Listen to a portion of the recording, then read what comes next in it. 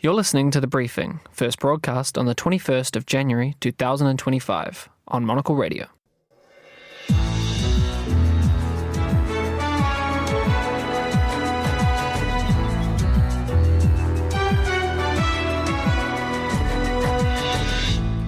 Hello and welcome to The Briefing, coming to you live from the World Economic Forum here at Davos. I'm Carlota, Rebelo. Coming up on today's program.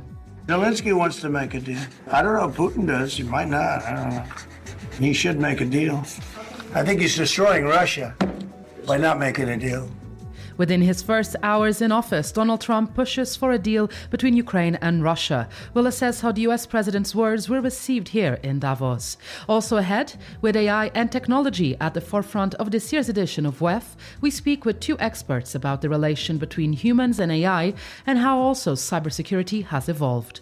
Plus, we speak with the editor-in-chief of Switzerland's leading business newspaper on the key themes to watch out for this year. All that right here on The Briefing with me, Carlota Rebelo, live from Davos. So welcome to a special edition of The Briefing live from Davos. We are broadcasting from here all week as thousands of global leaders have once again descended on the snowy Swiss town for the World Economic Forum's annual meeting. Day one of the summit was marked by Donald Trump's inauguration. Despite his physical absence from this year's affair, his second term in office was all that people could talk about last night and even this morning. Within his first few hours in office, he made statements towards both Russia and Ukraine and pushing for a possible deal. Well, let's get more on this now with Zoya Sheftalovich, who's Politico's global playbook editor. Zoya, it's great to have you here in the studio. First up, what are your initial impressions of the annual meeting? How has it been for you so far? It's been an interesting WEF this year. I think in part because of the US inauguration, some of the bigger names have been absent the first couple of days. But I think that's going to change. We've got a few big heavy hitters on stage today. We've got a few more tomorrow. So I think it's really starting to speed up now. And of course, I wanted to get your impressions on one of the main speeches happening today. And this is, of course, Volodymyr Zelensky speaking today in the Congress Center. There were some thoughts about what his key message would be this year, if it would move away from the call for arms and for help to Ukraine. Do you feel like because of the inauguration yesterday, we will see a different thing? What are your first impressions? What are you hearing? I think we probably will see a different version of Zelensky today.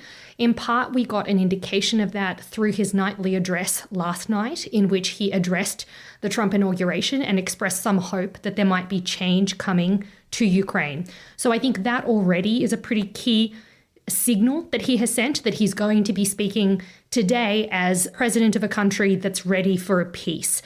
That's something that the Trump administration has also acknowledged. We saw Donald Trump tell reporters in the Oval Office that he thought that Ukrainians are ready for peace, but that Vladimir Putin may not be. So I think that is a real advantage that Zelensky will be pushing. He'll be pushing the message that Ukrainians are ready for peace, and it's Putin and his Russians who are standing in the way of that. I think the second note that he will probably hit today is the fact that Ukraine is open for business. That's something that I've heard on several panels this morning and last night that I went to at Ukraine House and elsewhere, organized by Ukrainians or featuring Ukrainian speakers. And that is a really strong message from them, that they are ready for business, they're ready for investment, they're ready for privatization of their energy infrastructure. They really are sending the message to Americans, to Trump, that Ukraine is open for business. And I think that will probably be the second note that Zelensky will hit this afternoon. Well, and it's interesting you mentioned their Ukraine House, because this year they're partnering with the American Chamber of Commerce as well. So this idea of the relation business-wise and of trade between the US and Ukraine is something that's already trying to be pushed. Absolutely. And that's really been a strong message last night during the opening addresses at Ukraine House. The American Chamber of Commerce in Ukraine represented, and they were talking about the extent to which their businesses are positive that there is going to be a resolution to the war this year. They had some stats that have freshly been released saying that the majority of their members think that that is going to be the case. The majority are positive about what is going to happen. And I think that's actually generally the vibe that I've been picking up on over the past 24 hours here in Davos. I think there was a lot of fear around the Trump administration and whether Trump was going to push Ukraine into a quick peace rather than a just peace. And that is not the vibe that I've been getting over the past 24 hours. It feels very much like now people are ready to turn a page.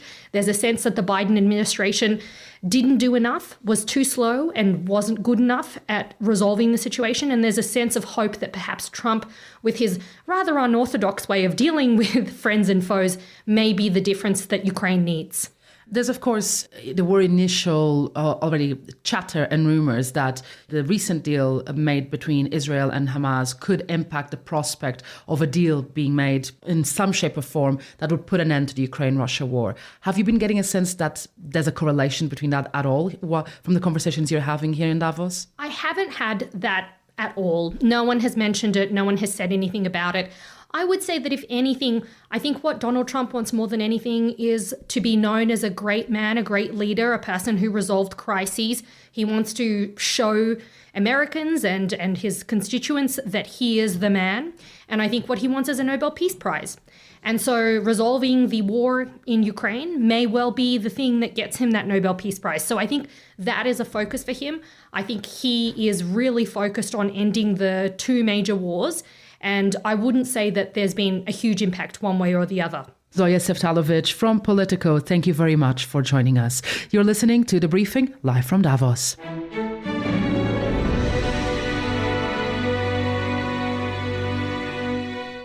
Now, with this year's annual meeting under the theme Collaboration in the Intelligent Age, it should come to no surprise that artificial intelligence has taken such a prominent spot in the program. But how is the relationship between humans and AI changing? What are the ethical challenges associated with this technology? And what impact will it have on literacy levels and the way we read and write?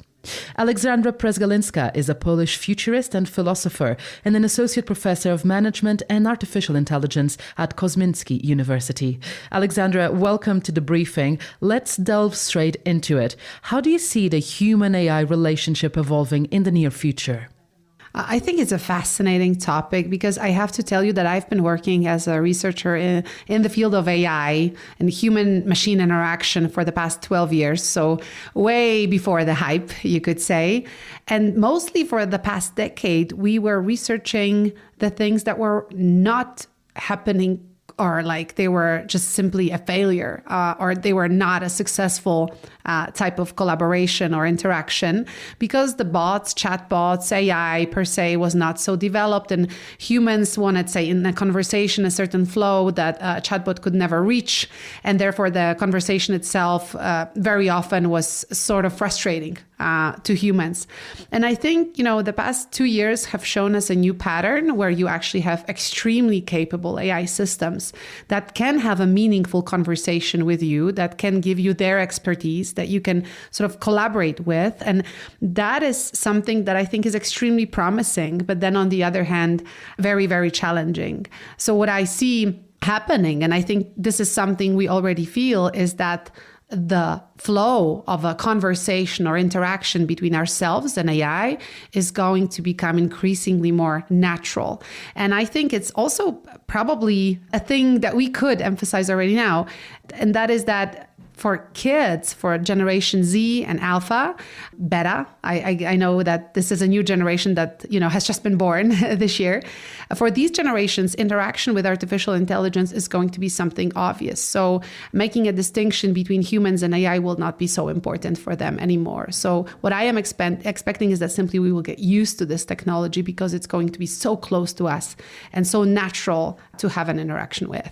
And of course, in that case, we're talking about generations that will be born into the AI era. But for us and for the current living beings, how rapid do you think this integration of AI in decision-making in globally, how rapid do you think that integration is going to be? Because, of course, technology companies and companies, governments who are more technologically minded are already doing that. But it's not an easy process. It's not an easy process, although it's very often advertised as an easy process, but it's definitely not. And also, it is true that many of us are familiar with some AI tools like ChatGPT, but there are plenty others that people don't know about. And it is not so that we are so versatile in this technology. I think people talk about it a lot. Whether they use it is a completely different thing. So I think there are, as with many other technologies, that are groups that are enthusiasts or pioneers, and then there is this late majority that I think is coming, and it's starting to use this technology at work to increase their own productivity at work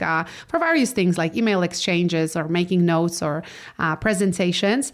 But there are also people who are very hesitant, who are worried about this technology, who are not laggers really, who are not behind because they cannot comprehend it, but actually they have a very negative attitude towards artificial intelligence. So I think it's not so easy to say that we're just going to, all adopt AI and everything will change very rapidly. I think it's going to be a gradual process. For many of us, it will feel okay because you will see gains. You collaborate with AI, things happen faster. Maybe your output, objectively speaking, also is going to be better. Simply, the work you do is going to be of a better quality. But it's also true that for many people, I think in our generation, also older generations, it might be hard to adjust, to this new world. And I can give you an example because, my students, they actually don't read anymore all that much. They very often query documents or they talk to documents. That's how they call the process themselves, right? So whenever I assign something to them, like a read, I'm asking them, are you going to really read or are you going to use AI? And very often they're very frank with me and they say, oh, we're going to probably ask for summaries. And then if there's anything interesting, we're going to continue the conversation with AI about the text that you just assigned. So their pattern of information consumption is just so different. And I think for many professors, it's not so acceptable. Well, I love that you touched on that point because you recently wrote an op-ed exactly on this, the impact that AI will have in literacy skills and for future generations, how it is already, by the way you were describing, changing the way we read, the way we write and digest information. How do you think then that literacy skills will evolve when the rise of this AI-generated content? And you yourself as a professor, but an education professional, do you think institutions, universities should rethink how the programs are set up, how they integrate AI into the curriculum? Absolutely. And, I've been reading a very inspiring book recently, and it's a book about how we very often ask questions about the use of smartphones at school, and we would often want to ban smartphones and technology, just get rid of it from the school system or the educational system.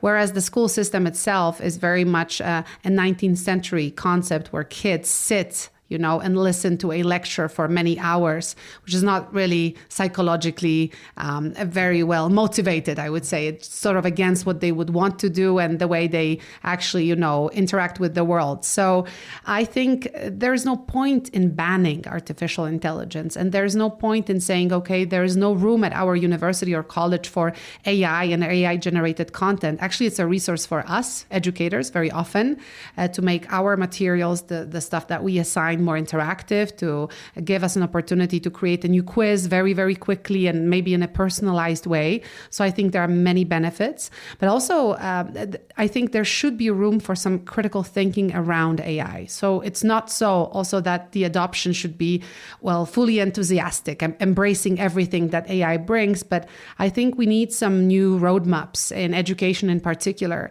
And we should be using this technology in a way that is honest. We should be communicating with our students how we as educators are using it. We should be talking to them about how they are using it and allow them to kind of express, what's their preferred use, but also talk to them about the fact that AI is hallucinating. It's making things up. It's not a fully reliable tool.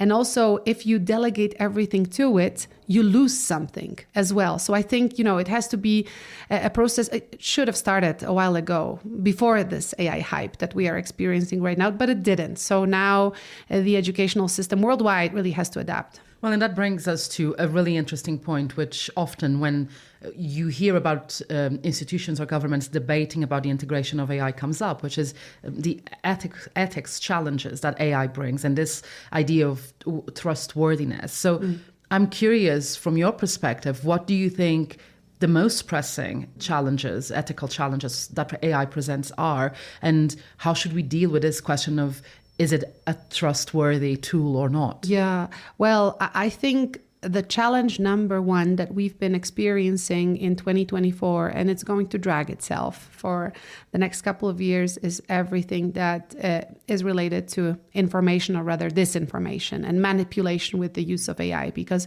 it's a technology that can give you a very realistic deepfake of someone saying something that they've never said. And verifying this is getting increasingly problematic because the technology is just creating more and more perfect simulation.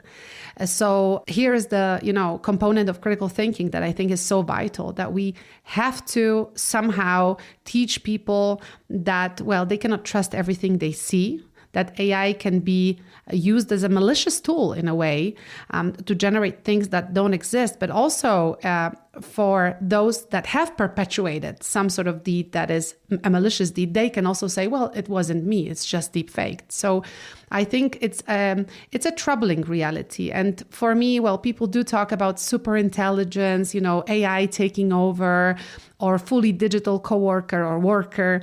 I think these are challenges that are hypothetical, but the real one is related to distinguishing between reality and something that is just made up. And with AI and the social media landscape as we have it right now, not so regulated, it can be a very wild ride. Now, it would be remiss of me not to ask you about the impact of AI in journalism.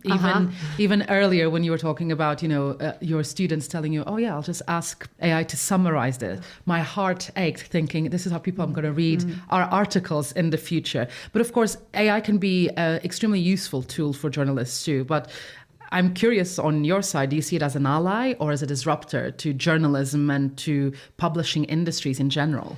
Unfortunately, both, I think, is true. And I think maybe we'll see different patterns of reading. So one thing is to read, say, the Monocle, which is, to a large extent, I think, also a pleasure, something that you want to give to yourself.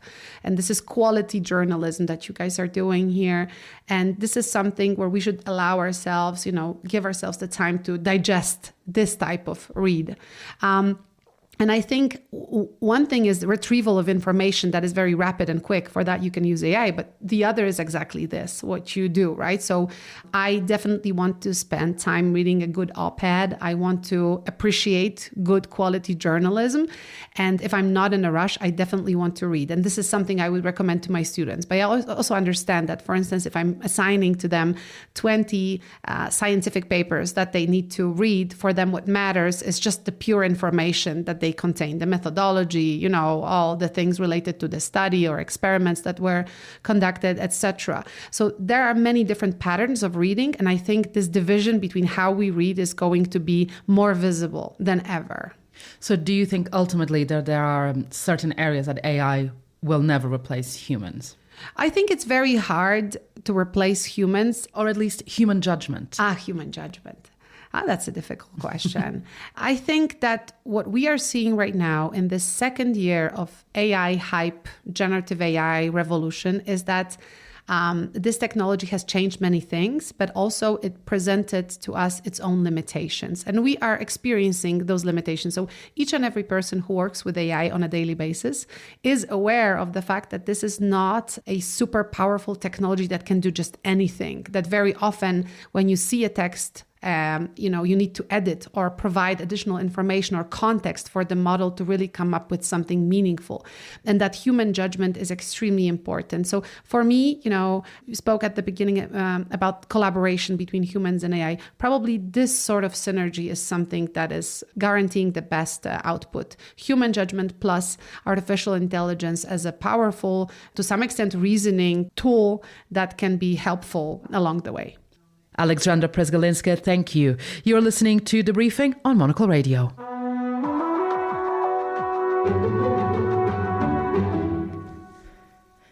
And you're back with a special edition of The Briefing on Monocle Radio, live from Davos. Now, the rapid rise of AI, as we've been hearing, has also meant that governments and companies around the world have had to prepare and in many cases react to a rapid integration of technology. But how can corporations, states and authorities best prepare for potential attacks? Well, one of the ways, you hack them.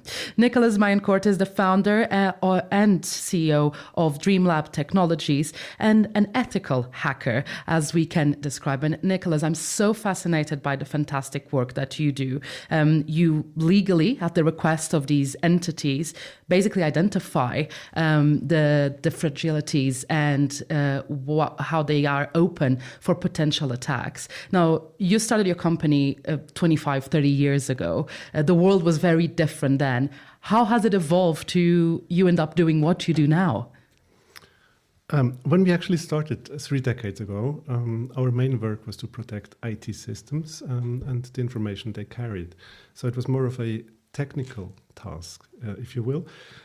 And what we've seen in the last 3 decades, that software and the digitalization literally has turned the world upside down.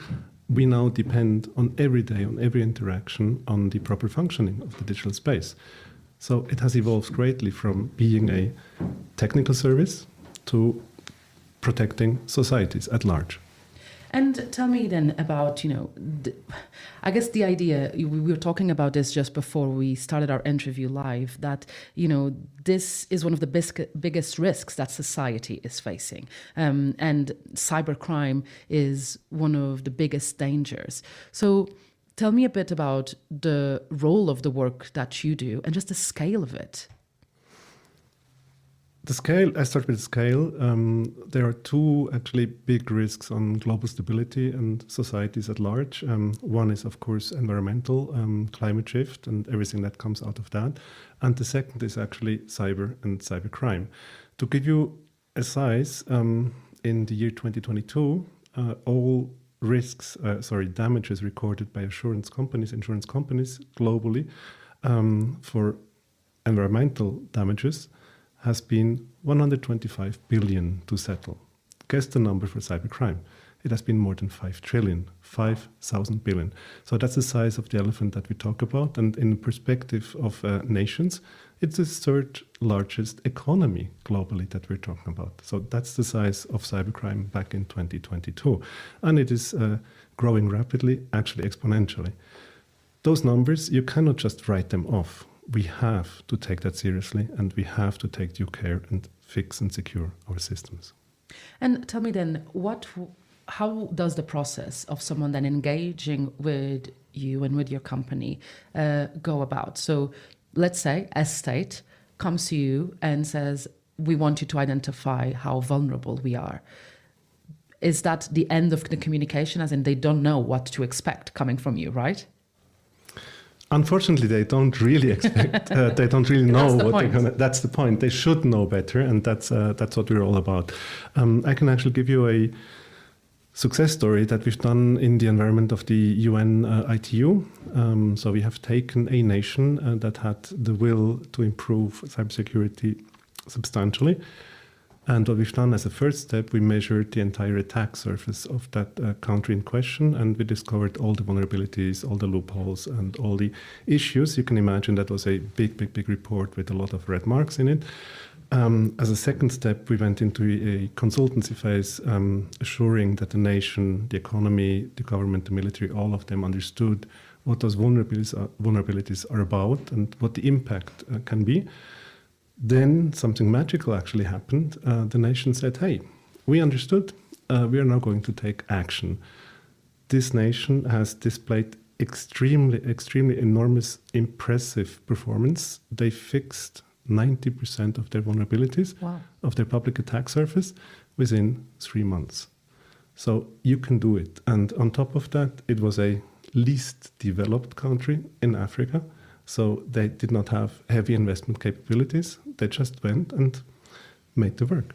Is it in a weird way easier to deploy some of the solutions in a place that, I'm not necessarily saying this was the case, but generally speaking, in a place that perhaps doesn't have that many systems and basically needs to build them from the beginning, then when you go to is it more difficult to try to change what's already in place than when you have to put it up from scratch?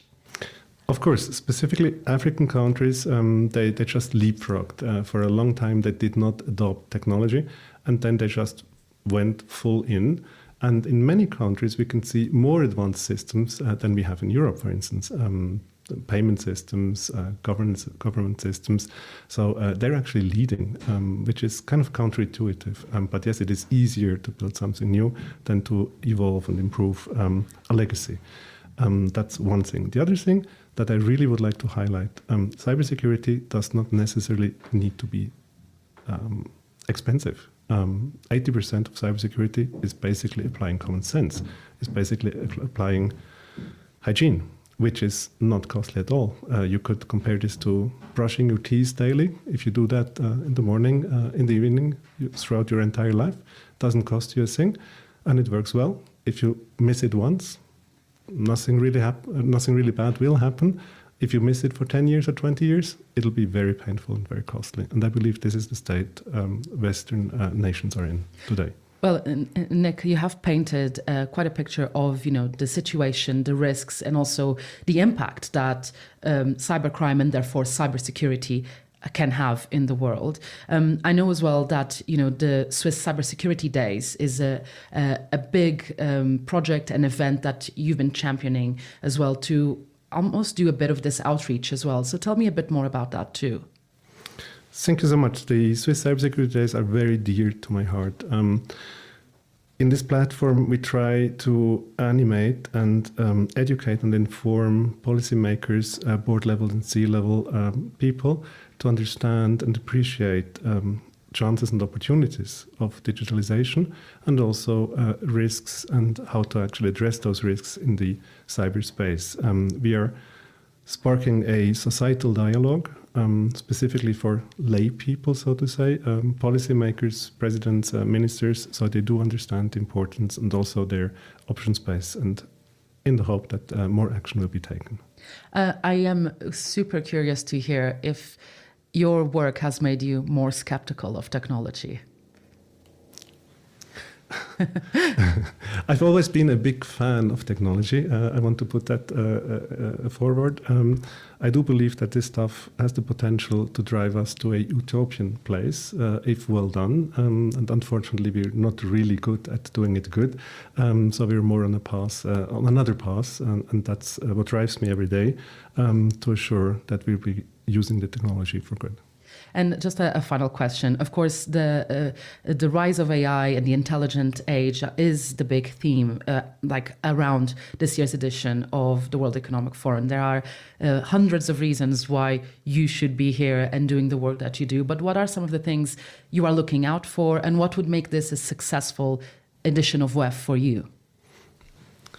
If you achieve to actually bake in security and values for our societies in the emerging technology, that would be the greatest success that we can achieve.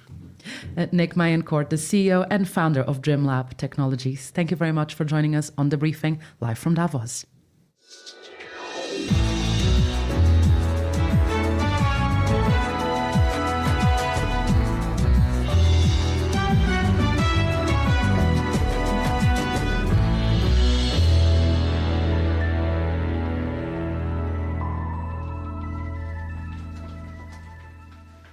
Well, let's get a roundup of some of the day's business stories now with Yuan from Bloomberg, who is joining us from Dubai.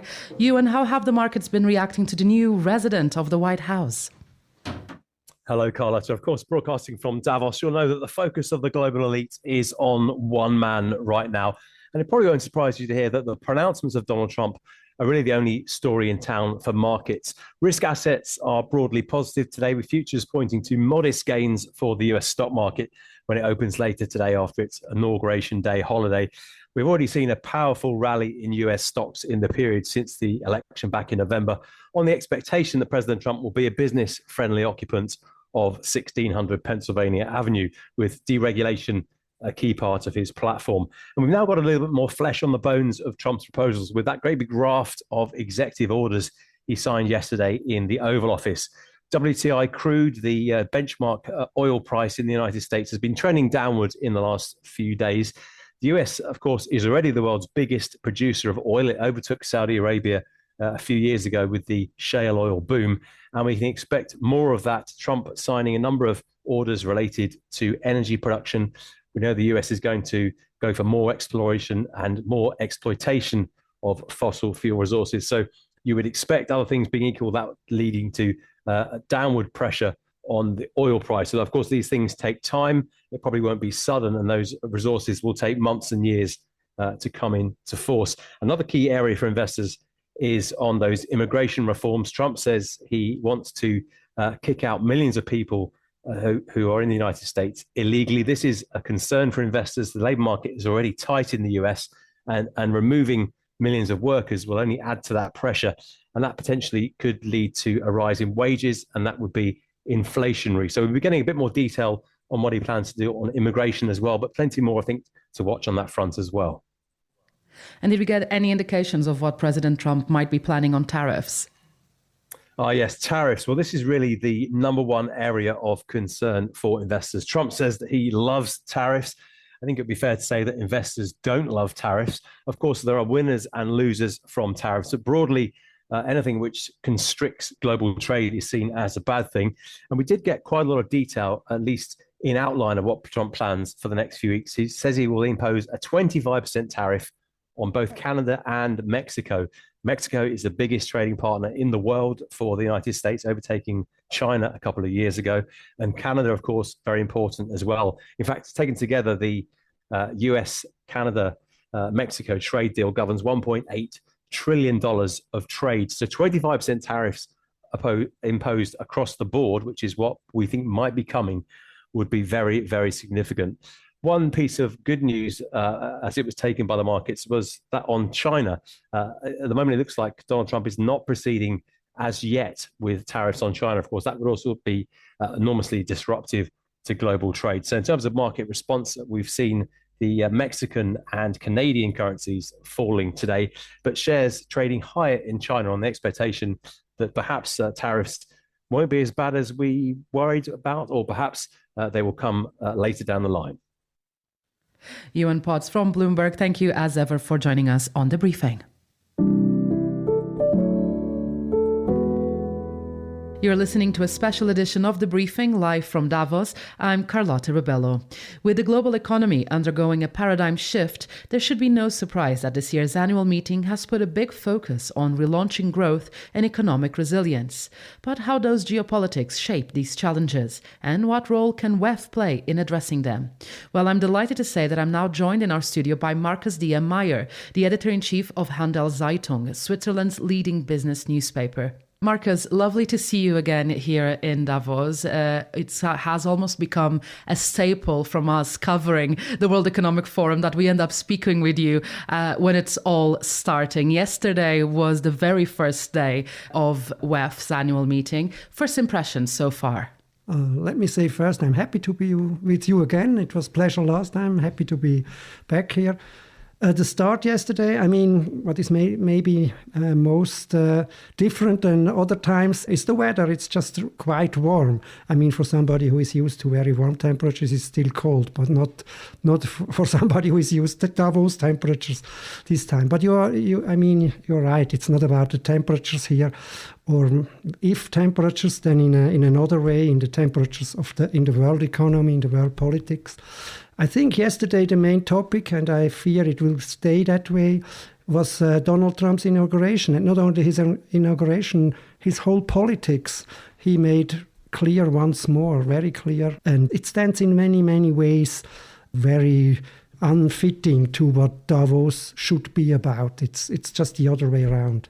It's interesting that you put it that way, because Davos and the theme this year and throughout all the themes over the past 55 editions is essentially about collaboration, one way or another, with something as the priority or other, but it goes down to cooperation. And I guess what you were alluding there regarding Donald Trump's, presidency, which is now in full effect, is that it's more of a policy of isolationism and looking inwards. And how does that go hand in hand with the spirit of WEF? It doesn't go hand in hand at all. I mean, it's the contrary. I mean, it's almost a little bit the tragic irony to have this WEF under the line of cooperation again, in a cooperation in an intelligent age. I mean, the age is not intelligent and there is no cooperation, and there is almost always less cooperation. I mean, you are right. Trump says when everybody is only caring for himself, is egoistic, then it's best for all. I mean, this is not really working. But he did that when he was here last time in his first round as president. And he will be addressing the Congress Center tomorrow, Wednesday, via virtual link. Do we have any idea of what we might be hearing, or is it still all shrouded in mystery? I mean, I would never dare to know what he will say because he's very good in surprises. But I'm quite sure he doesn't change his big steps. I mean, he will make clear once more how important the US is, and that everybody, especially the business leaders here, the best they can do is to invest in the US and to start business there. So this was his message always until now. Maybe there is another surprise. I would be surprised if it's something we could be cheer about. I don't think that will happen. With everything you've said, it's almost inevitable not to ask a question, but do you feel like, does it still make sense to have this gathering? Does WEF still make sense? I think the question is, there is good reason to put this question. But to be honest, I think yes, it makes sense. Because just when you don't have cooperation on the world, you have to be happy about every occasion where people talk to each other, where the big topics of the world are discussed. Even if they don't find a solution, this is not really to expect that some rich or powerful people just find the solutions together. The world is too complicated. But at least that this still happens, has worth, is important. Yeah, therefore, yes. And Markus, I wanted to focus on the report that your publication has done, and that's on the surrounding effects of the World Economic Forum and, the ramifications of a week that takes over the entire town, that takes a while to prepare, so it's not just this week, but it has a huge impact. And there was some quite interesting findings there. Yeah. First, I'm happy you read our newspapers, and I would recommend that to the other readers too, listeners too. Yeah, that's a big thing. I mean, this is the bad side effects of the WEF. I mean, you have very, very high prices here for rental, for the people who live here. That means sometimes even people cannot stay. When they make a new contract to live here, they have to sign. They leave the place when the WEF is there, because the landlords can just make much, much money just in this 1 week. That it's a big part of the whole earnings for the whole year. And then you have this very heavy traffic here. I mean, you have so many limousines here. There is no space on the roads for all these limousines.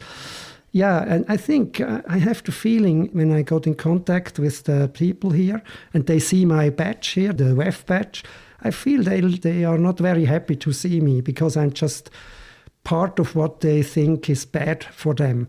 But to be honest, the other way around, I mean, Davos, I don't know what Davos would be without the WEF. Yeah, it's really true. For the people who really live here, it's something they have to carry about. It's not easy for them.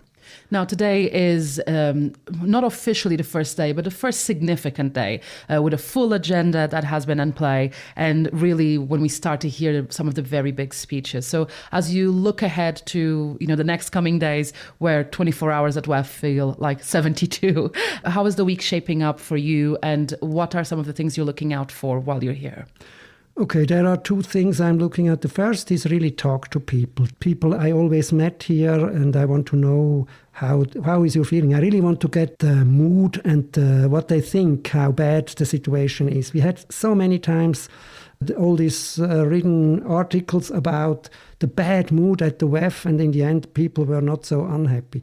And this is possible now too. Maybe people are happy because they can do the good deals, even when the world situation is not so nice. I'm interested in the big politicians too, not because I expect a solution, but because I want to know on what they stress, what they think is important. And I have some ideas what will be, like the Europeans will stress how important it is to have cooperation, because they are very weak at the moment. And the Americans will tell just come to us and do the business with us. Something like that. Zelensky will. I wonder if he makes some hints, if there is really a possibility for a ceasefire. Yeah, and I think those two things. I'm interested in the lines between, in the big speeches, but I'm most interested in the talk to the people, also to the managers, how they really feel about the situation. Not when they are on the record, but when they are off the record, because then they are more open. Markus Meier, Editor-in-Chief of Handelszeitung, thank you for joining us. And that's all for this special edition of The Briefing at the World Economic Forum. It was produced by myself and Desiree Bandley here in Davos. Our studio manager back in London was Steph Chungo. The Briefing is back in Davos tomorrow at the same time. We'll be live from our pop-up radio studio here in the Swiss mountains, located at the Hub Culture Chalet on the Promenade. I'm Carlota Rebelo. Goodbye, and thanks for listening.